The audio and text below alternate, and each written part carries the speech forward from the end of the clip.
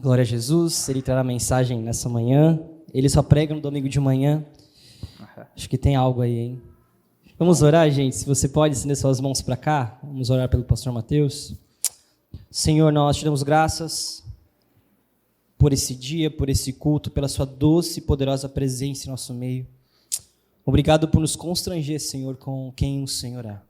Nesse instante oramos pelo pastor Mateus, o qual trará a mensagem, que o Senhor o use de forma extraordinária nessa manhã.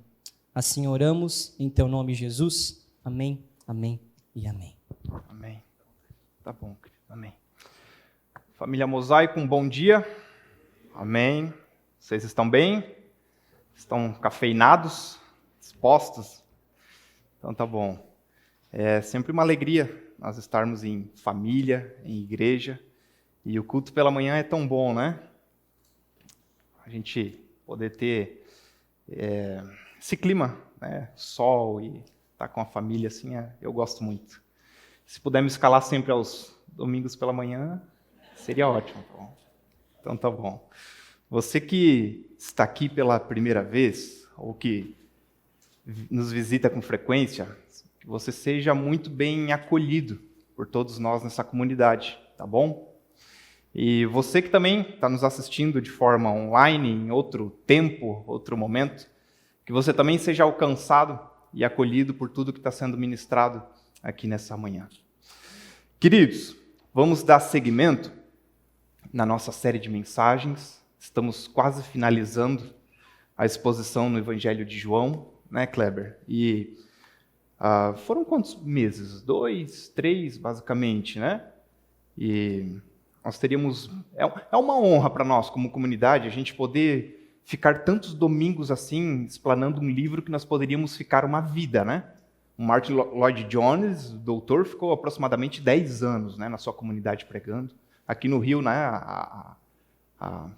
na Presbiteriana da Barra, o reverendo Antônio ficou por 4 anos, né, pregando aos domingos o Evangelho de João. Então, para nós é uma grande alegria, um Evangelho maravilhoso. E hoje a gente vai falar um pouco sobre o encontro de Jesus com Lázaro. Quantos conhecem essa história? É bem desenvolvida e conhecida por todos nós, né?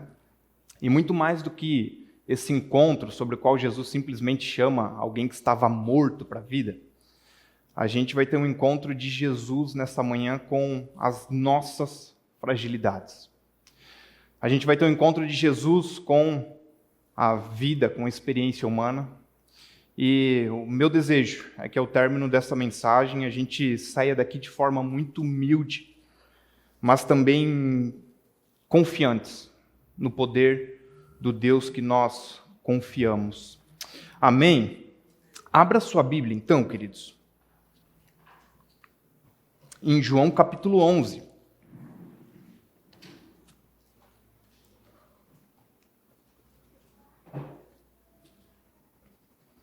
Amém. O tema da minha mensagem, fiquei pensando muito sobre, mas ela tem por título A Fragilidade Humana e o Poder de Deus. Quando digo fragilidade, gente, eu não digo no sentido de alguém que é frágil, mole. Eu digo fragilidade no sentido de distância em relação ao Criador que nós temos. Vamos ler juntos? Eu vou dividir a nossa leitura em 3 blocos, em 3 pequenas partes, para a gente dar conta de ler o enredo todo, tá bom? Um homem chamado Lázaro estava doente. Ele morava em Betânia com suas irmãs, Maria e Marta. Foi Marta, a irmã de Lázaro, que mais tarde derramou perfume caro nos pés do Senhor e os enxugou com os cabelos. As 2 irmãs enviaram um recado a Jesus dizendo: Senhor, seu amigo querido está muito doente. Quando Jesus ouviu isso, disse: a doença de Lázaro não acabará em morte. Ela aconteceu para a glória de Deus, para que o Filho de Deus receba glória por meio dela. Jesus amava Marta, Maria e Lázaro. Ouvindo, portanto, que Lázaro estava doente, ficou mais 2 dias onde estava. Vamos avançar para o verso 18. Betânia ficava a cerca de 3 quilômetros de Jerusalém, e muitos moradores da região tinham vindo consolar Marta e Maria pela perda do irmão. Quando Marta soube que Jesus estava chegando, foi ao seu encontro. Maria, porém, ficou em casa. Marta disse a Jesus: se o Senhor estivesse aqui, meu irmão não teria morrido. Mas sei que, mesmo agora, Deus lhe dará tudo que pedir. Jesus lhe disse: seu irmão vai ressuscitar. Sim, respondeu Marta. Ele vai ressuscitar quando todos ressuscitarem no último dia. Então Jesus disse: eu sou a ressurreição e a vida. Quem crer em mim viverá, mesmo depois de morrer. Quem vive e crê em mim, jamais morrerá. Você crê nisto, Marta? Último bloco, verso 33, queridos. Quando Jesus viu Maria chorar, e o povo também, sentiu profunda indignação e grande angústia. Onde vocês colocaram? Perguntou. Eles responderam: Senhor, venha e veja. Jesus chorou. As pessoas que estavam por perto disseram: vejam como ele o amava. Outros, porém, disseram: este homem curou um cego, não poderia ter impedido que Lázaro morresse? Excelente pergunta. Jesus, sentindo-se novamente indignado, chegou ao túmulo, uma gruta com uma pedra fechando a entrada.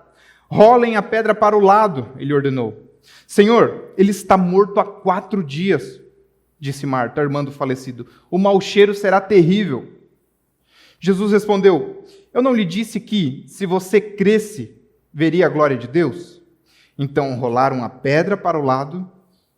Jesus olhou para o céu e disse: Pai, eu te agradeço porque me ouviste. Tu sempre me ouves, mas eu disse isso por causa de todas as pessoas que estão aqui, para que elas creiam que tu me enviaste. Então Jesus gritou: Lázaro, venha para fora.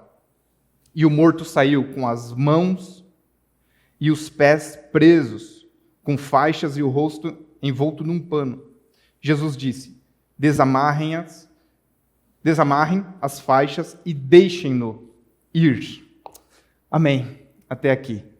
Queridos, esse episódio que aconteceu em Betânia, ele é registrado exclusivamente nesse único evangelho que nós estamos trabalhando na série, que é o Evangelho de João. A gente não vai encontrar esse relato no evangelista Mateus, Marcos e Lucas. Bom, nós temos outros relatos de ressurreição no texto bíblico, no Novo Testamento, como, por exemplo, a filha de Jairo. Tá? Outro episódio a gente vai encontrar em Lucas 7, que é o filho da viúva de Naim. Uma senhora que tinha um único filho e esse filho morre. Tá? Contudo, olha só, em ambos os casos, essas pessoas elas foram ressuscitadas imediatamente após a sua morte. Então, queridos, não há nada que se compare ao texto que nós acabamos de ler, de alguém que estava há 4 dias morto, quase em estado de decomposição, em mau cheiro, e é chamado novamente à existência. Isso é maravilhoso demais, esse texto. Pois bem, vamos ao nosso texto. Gente, todos nós temos um espaço, temos uma casa, temos um grupo de amigos onde a gente se sente bem, onde as tensões, da vida elas se esvaem um pouco, onde a gente pode dar risada, onde a gente não precisa pisar em ovos. Todos nós temos esse tipo de amizade, né, João? Então, Jesus também possuía esse lar. Jesus também possuía, possivelmente, esses amigos. E essa casa era em Betânia, com seus amigos Lázaro, Maria e Marta. Observe que interessante. Certo dia, Jesus recebe uma mensagem. Olha, o seu amigo querido, aquele que você ama, está muito doente. É o início do nosso texto. Queridos, esse pequeno verso, ele constrata, ele quebra tanto paradigma de que essa teologia que nós estamos assim abarcando, escutando, de que nós nascemos para ser cabeça, que nós nascemos para não sofrer. Essa mensagem, sabe, extremamente triunfalista, de que quem está em Cristo em nenhum momento ele pode ser afetado, ele pode ser tocado de alguma forma. Esse é um texto, essa é uma mensagem que vai contra essa ideia positivista e triunfalista, de que nós nascemos única e exclusivamente para termos um tipo de vitória. De que nascemos talvez para ser felizes, e de que talvez a dificuldade e todas essas coisas não provém que o cristão ele está dentro de uma bolha e de que ele não pode ser afetado de alguma forma.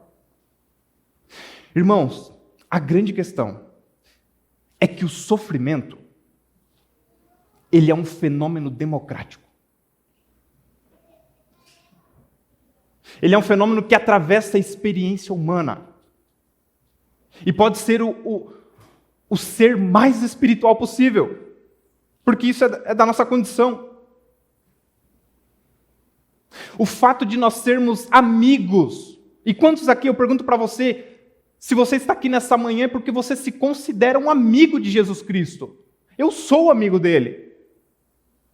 Mas eu tenho uma certa compreensão que algumas coisas que eu posso passar a níveis de fragilidades não inibe a nossa amizade. Talvez eu vou passar sim.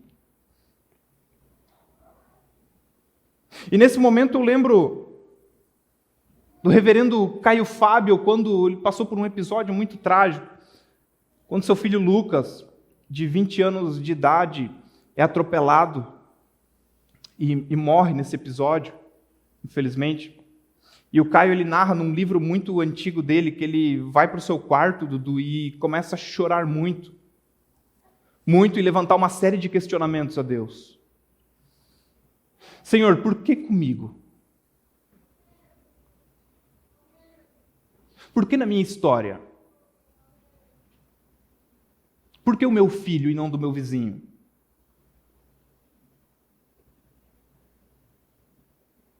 Por que na minha casa? Senhor, por que eu? Por quê? Por quê? E no final do dia, ele tem a sensação do Senhor falar dentro do seu coração: Caio, por que não você?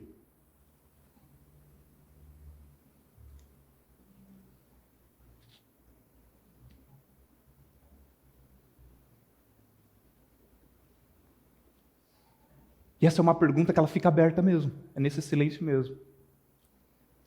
Por que não eu? Por que não você?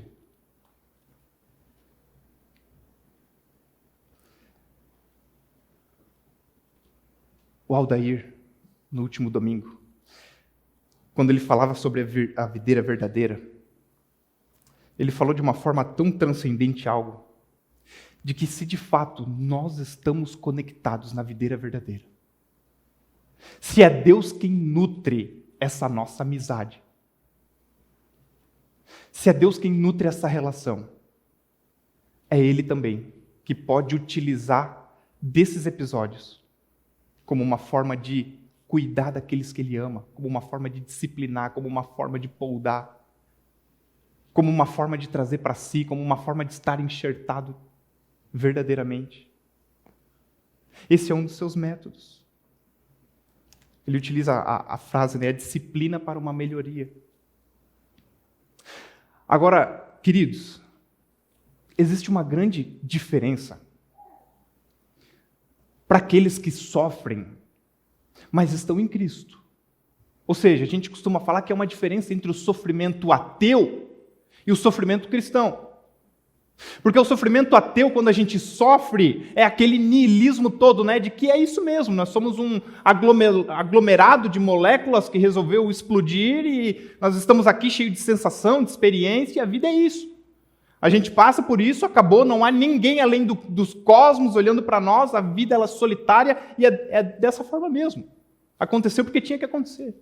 Agora, para nós que estamos em Cristo Jesus, quando nós nos deparamos com uma situação como esta, nós podemos olhar para o céu.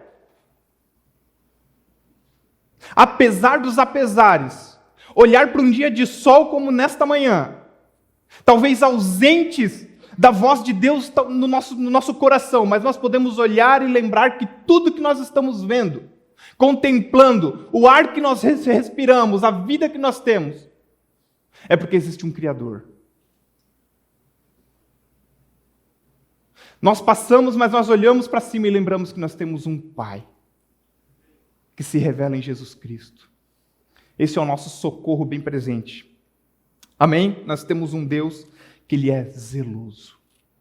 Glória a Deus. Versos 5 e 6 vai dizer que Jesus amava. Jesus recebe essa mensagem e o texto vai dizer que Ele amava Marta, Maria e Lázaro. Ouvindo, portanto, que Lázaro estava doente, Jesus fica mais 2 dias onde ele estava. Bom, gente, nós não sabemos o real motivo do porquê que Jesus aguarda. A gente não tem nenhum comentarista falando, olha, Jesus aguardou por causa de X coisa. Isto porque Jesus opera as coisas ao seu modo. A gente pode ter uma hipótese do porquê que ele espera. Como? Olhando para tudo que nós lemos.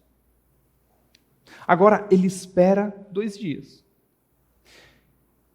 E Jesus não espera, Jesus não demora esses 2 dias, porque essas pessoas não são importantes para ele. Jesus não demora esses 2 dias porque não são grandes amigos. Não, muito pelo contrário, o texto vai dizer que Jesus os amava. A grande questão para nós é que Jesus empreende as coisas, irmãos, ao seu modo. Sendo 2 dias, sendo 3. A forma como Jesus opera as coisas é dentro do seu tempo. É dentro do seu modo. O tempo que Deus cumpre, seus propósitos, Ele é perfeito. Agora, uma grande questão que fica para nós é o seguinte: o que nós fazemos enquanto nós temos que aguardar?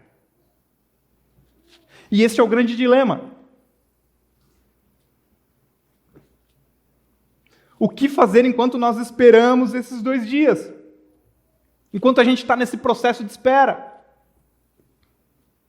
A única referência clara, concreta que me vem ao coração é o apóstolo Paulo. Romanos capítulo 12, quando ele vai pedir o seguinte, olha, sejam pacientes.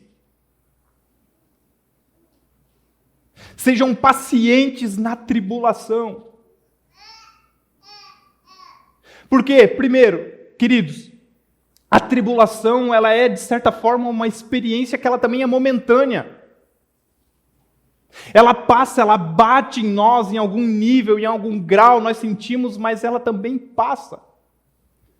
Então a gente precisa se atentar a isso e ter paciência no Senhor. O segundo ponto é que o amor de Deus, nisto tudo, também se faz presente. O amor de Deus não se esvai, não fica escasseado, não. O amor de Deus está presente nesses momentos, nessas tribulações, nesses vendavais. Enquanto a gente aguarda, enquanto a gente espera. Mas também há outro ponto. O que adianta nós nos rebelarmos? Esse para mim é um ponto central. Contra aquilo que Deus já decretou.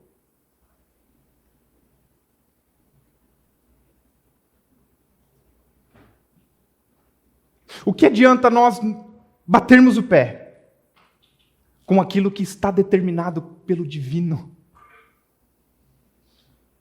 Essa é uma questão nossa.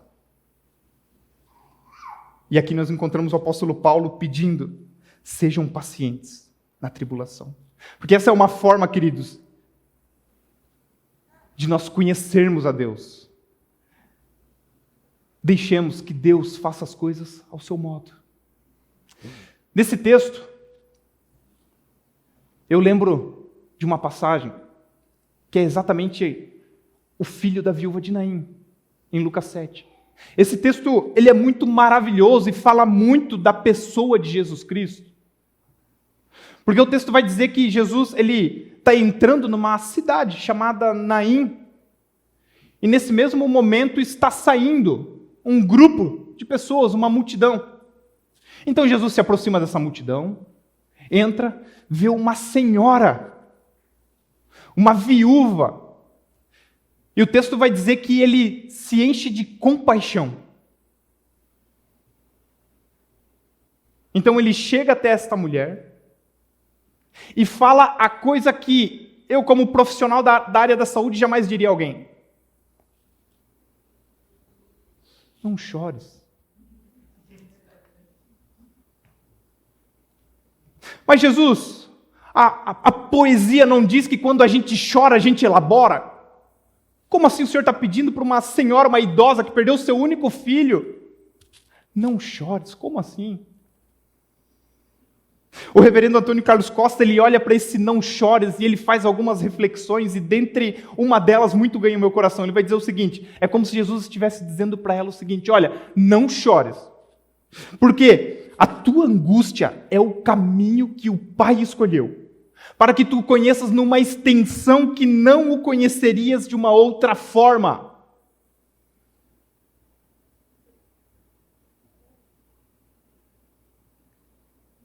É um método pelo qual o Senhor utiliza, é o método pelo qual o Senhor usa com aqueles que Ele ama.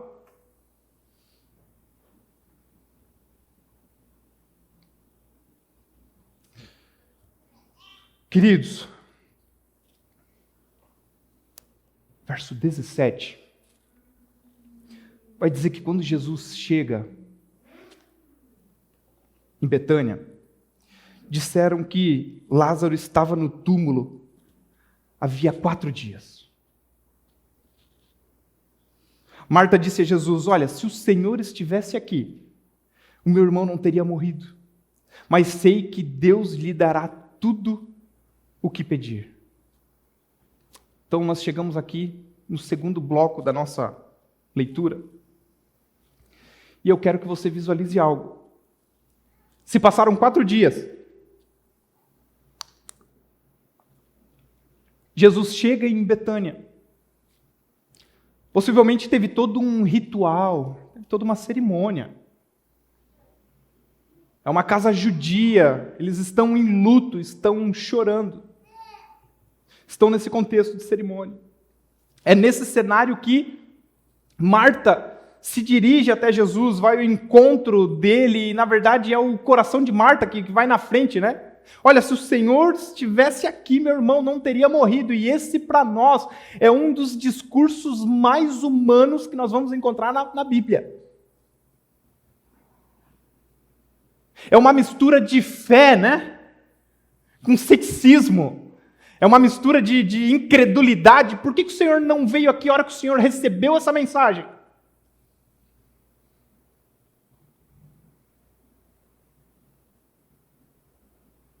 É uma mistura de confiança com uma pitada de falta de fé. Muito parecido comigo, muito parecido conosco. Em vários momentos. Uma mistura de indignação. Por que o Senhor não veio? Por que o Senhor não fez? O Senhor curou tanta gente à distância, inclusive é isso que a gente encontra no texto, né? Bom, eles não eram amigos. Ele não cura logisticamente assim, apenas com uma ordem. Por que ele não operou com o seu amigo? É esse questionamento que passa nesse texto.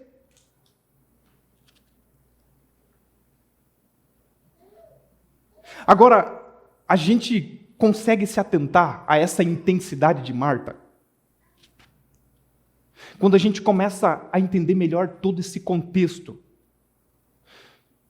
que nós acabamos de ler. É por isso que é tão maravilhoso quando as pessoas que pregam aqui, a nossa escola teológica, dá ênfase de que a gente precisa olhar para o texto atrás, né? Além do seu contexto, porque nos ajuda a entender muita coisa.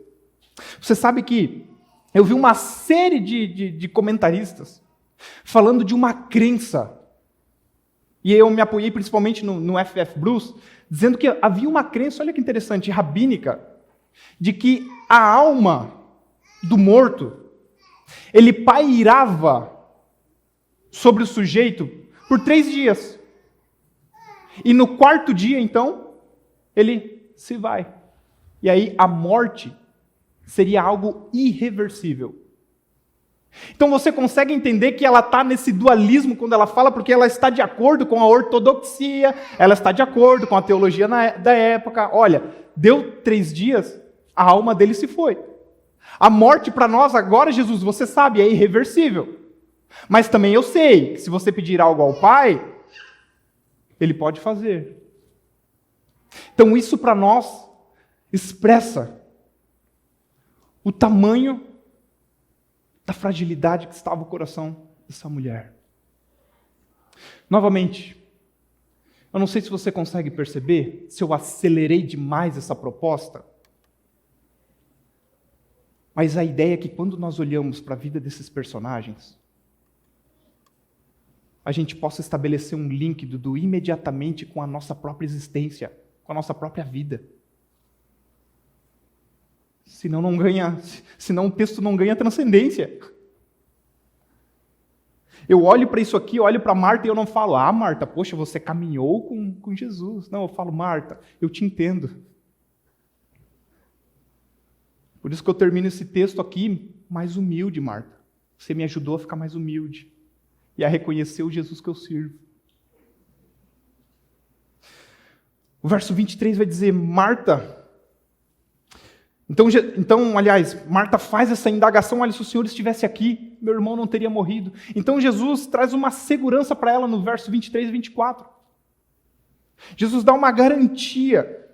Marta, o seu irmão, ele vai ressuscitar.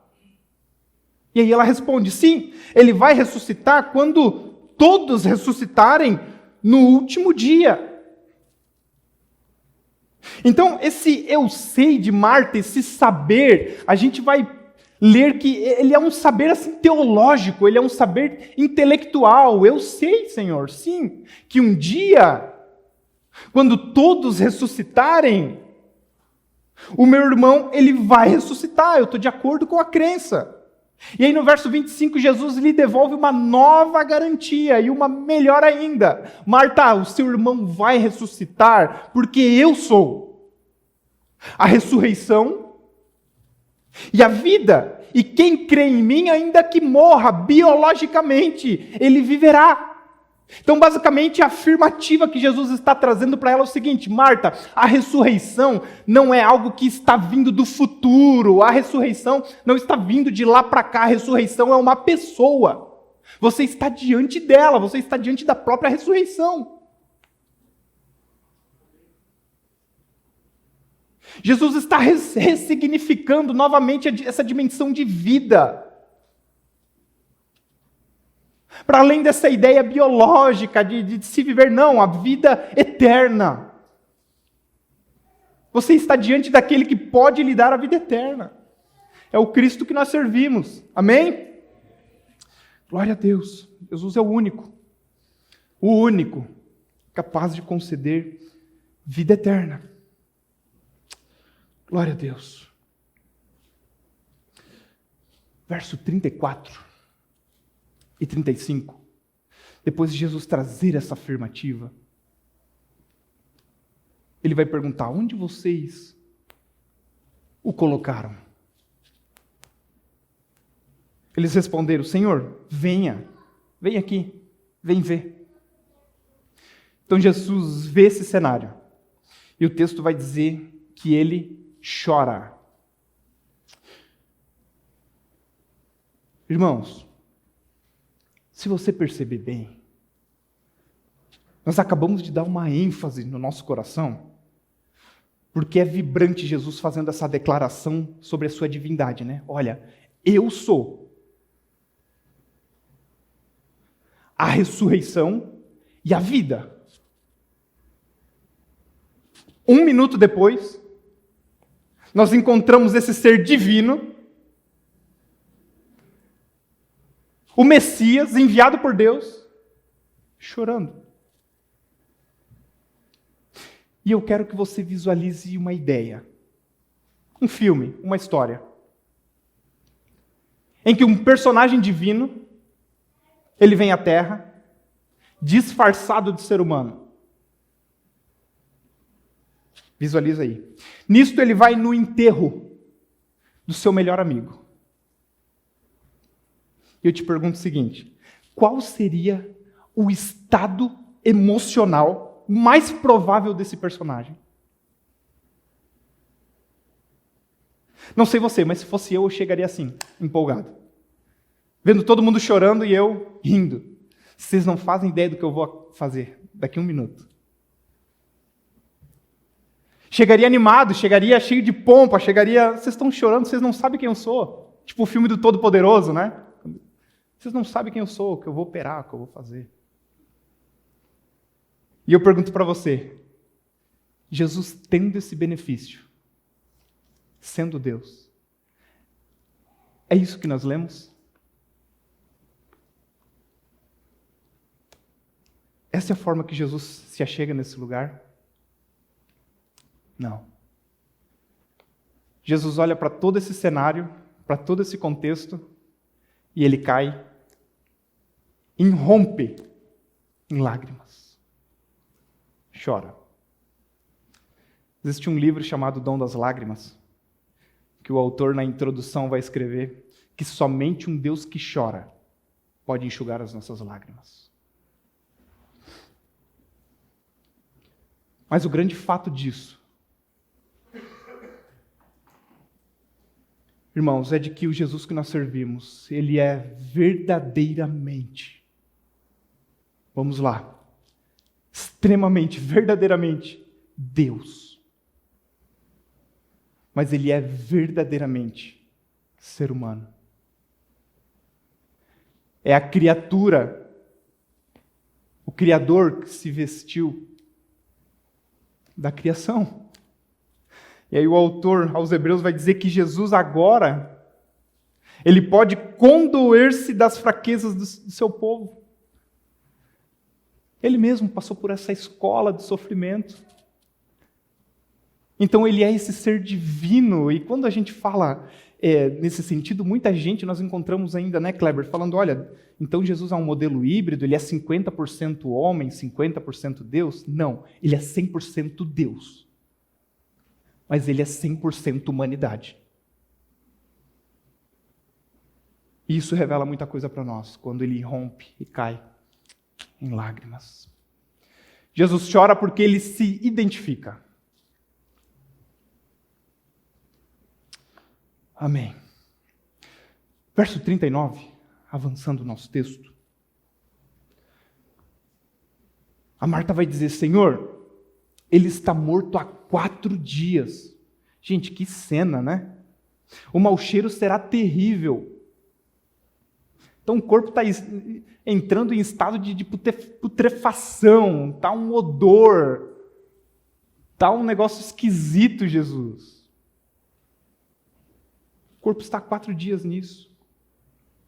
Então Jesus pede para rolar essa pedra ao lado. Jesus olha para o céu e diz, Pai, eu te agradeço porque me ouviste. Que maravilha. Mais uma vez, Jesus, no Evangelho de João, apresentando que Ele e o Pai, Ele e Deus, estão intimamente conectados. Que Ele depende, que Ele olha para o Pai, que Ele olha para cima e estabelece um momento de oração. Novamente, nós estamos diante de alguém que poderia chegar e, num estalar de dedos, ô Lázaro, vem, chega disso aí, chega desse luto, chega de lágrima, vamos festar. Mas é nesse cenário que ele olha ao céu e faz a oração que nós devemos fazer. Nos momentos em que essas complicações baterem a minha e a sua porta. E eu sei que bate, tá? Eu sei que bate. Você sabe que, certa vez, um amigo falou de uma presbiteriana, de uma igreja de classe média, que eles não falavam tanto sobre sofrimento, porque, devido ao poder monetário da igreja, talvez as pessoas não sofressem. Aí, é claro que eu sou uma pessoa que não discordo, fico na minha, mas interiormente eu pensei, mentira. Se fosse assim, nós não teríamos um alto índice de suicídio em Balneário Camboriú e tantas outras coisas nesse sentido. A ausência que o ser humano sente é um fenômeno democrático. Pega todos nós, irmãos. Pega todos nós. Jesus manda rolar a pedra, olha para cima e fala com o Pai. Então Jesus, no verso 43,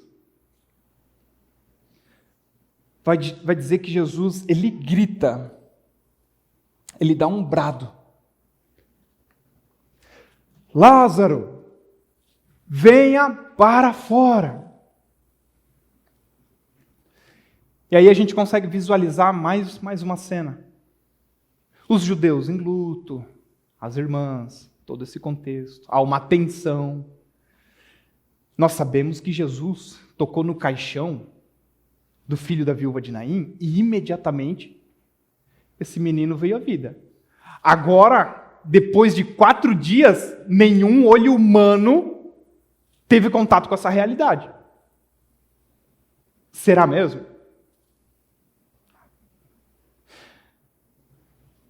Eu abro só um parênteses, não era talvez nem a ideia, mas você sabe que provavelmente este milagre, ele antecipa, segundo a perspectiva de vários autores, antecipa a morte de Jesus.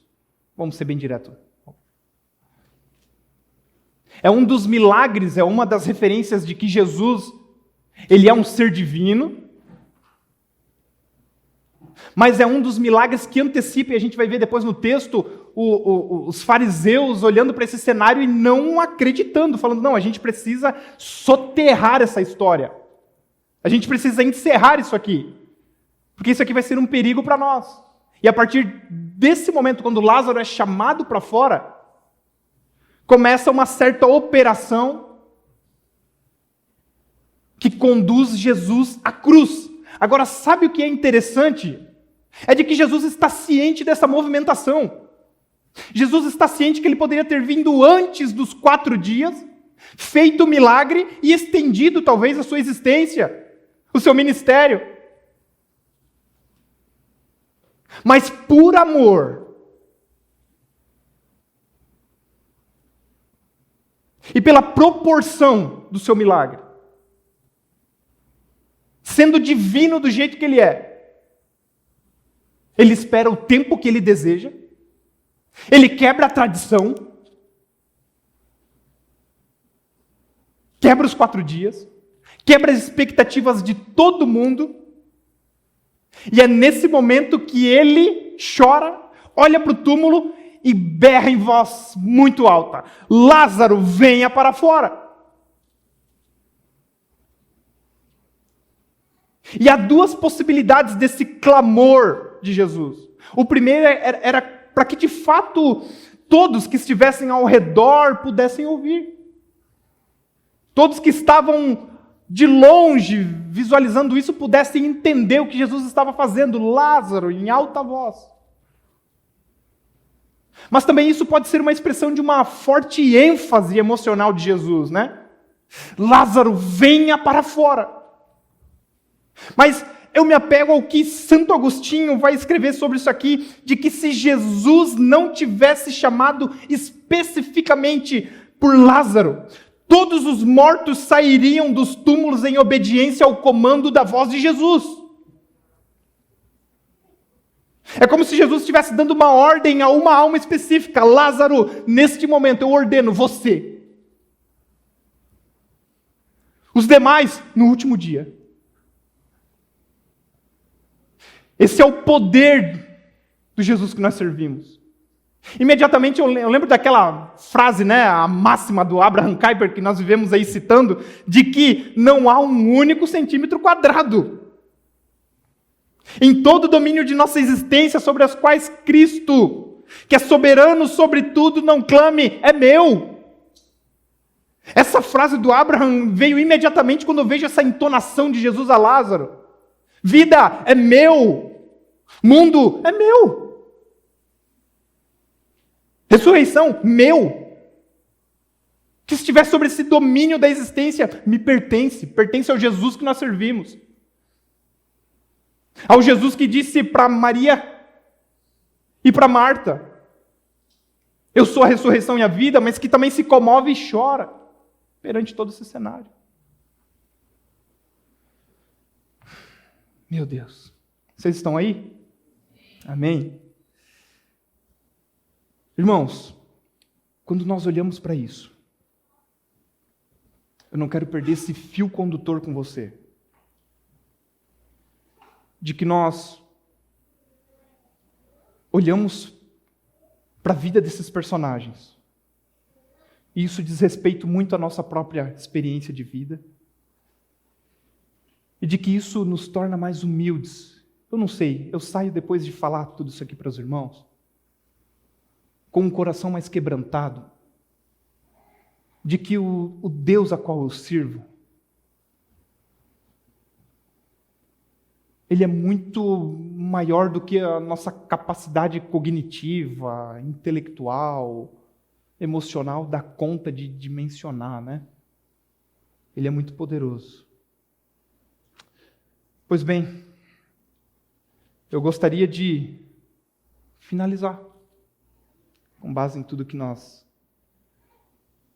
escutamos e conversamos, orando por você. Eu gosto muito da ideia da comunidade, da igreja, desse corpo, mas também esse paralelo de que, apesar de juntos nós estarmos formando um corpo, mas nós também sermos pessoas extremamente únicas e individuais numa relação com Deus. Isso para mim é um dos aspectos da criação que mais me toca. Sabe esse fator assim de que nós temos, cada ser humano possui uma identidade, uma digital? Isso é de uma ordem tão bela, de que cada pessoa se achega a Jesus, tem a sua própria experiência com Ele, ao seu modo. Então eu estou falando exclusivamente para o corpo, mas agora para você. Gente, é tanta coisa que nós tentamos fazer por nossas próprias forças, para aumentar muitas vezes talvez o nosso prestígio. Mas Jesus agia única e exclusivamente por Deus e para Deus. Amém? Vamos ficar de pé? Amém?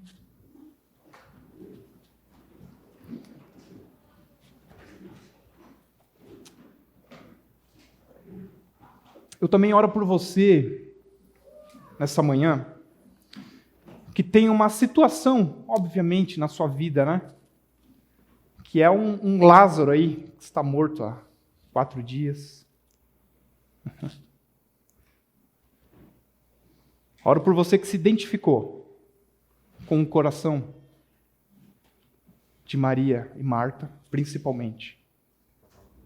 E por você que em algum momento, durante esse sermão, teve a sensação do Senhor estar comunicando algo ao teu coração. Feche seus olhos. Pai, nós recorremos a Ti nesse momento, Senhor. Com o nosso coração em reflexão, Pai, pensativos, de como que o Senhor se revela a nós. Senhor, talvez nós entramos aqui nesse culto dizendo o seguinte: por que o Senhor não veio antes? Se o Senhor estivesse aqui, tal episódio, tal situação, talvez não estivesse acontecendo ou não teria acontecido na minha história, na minha vida. Onde o Senhor estava quando tal coisa aconteceu, Senhor? É o coração de Marta nesse momento sendo quebrado, sendo diluído, sendo derretido e sendo colocado agora um toque da tua soberania, Senhor. Nós somos frágeis não porque nós somos simples, mas nós somos frágeis porque Tu és um Deus muito grande e poderoso. Todo domínio, todo poder está nas Tuas mãos, Jesus. E nós Te agradecemos por isso. Pai, neste momento há uma série de amigos, de amigas e de irmãos aqui orando, fazendo as suas orações individuais a Ti. Amigo Espírito Santo, toque-os. Vá ao encontro desse clamor, dessa oração, dessa intercessão. É o que nós Te pedimos, Pai. Muito obrigado, no Teu santo nome. Amém. Amém e amém.